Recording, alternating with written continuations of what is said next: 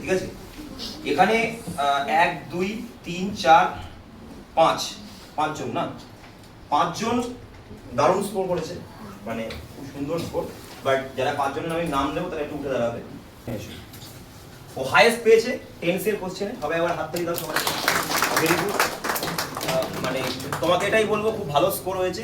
Question খুব একটা বেশি কঠিন ছিল না, বাট তাও অনেকটাই ভালো করে 86 পাওয়া মানে কি, নেগেটিভ মার্কিং নিয়ে 86 পেয়েছে, মানে নেগেটিভ করে করে 86 পেয়েছে। তো যাই হোক, তুমি যেভাবে পড়াশোনা করছো এটাকে জাস্ট সাস্টেন করতে হবে এরপরে, ঠিক আছে? এটা থেকে নেমে গেলে কিন্তু নামতেই থাকবে। খুব ভালো হয়েছে, যাও সেটা কি বলছো।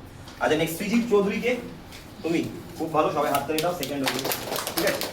খুব ভালো, যেরকম করছো সেরকম ভাবেই করো, এটাকে নামিও না, পারলে একটু আপডেট করতে হবে নিজেকে। নেক্সট সৃজা দত্ত, তুমি না, তোমার জন্য এটা থার্ড হয়েছে, ঠিক আছে? আচ্ছা, তোমাদেরকে বলি যে এখানে কিন্তু সৃজিব আর সৃজা দুজনেই কিন্তু 82 পেয়েছে, 82। আর প্রত্যয় প্রামাণিক, সন্দীপন বর্মন দুজনেই 78 করেছে, ঠিক আছে?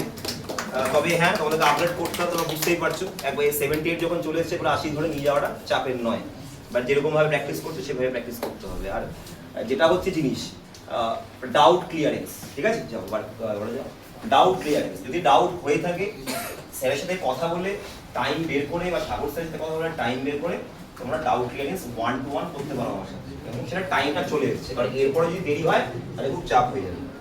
আচ্ছা, নেক্সট